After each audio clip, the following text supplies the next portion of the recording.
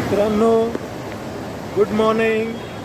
काल रात्रभर नागपूरला अतिवृष्टी झाल्यामुळे अंबाझरीचा जो ओव्हरफ्लो आहे त्याचं पाणी किती पसरलेलं आहे ते आपण पाहू शकता.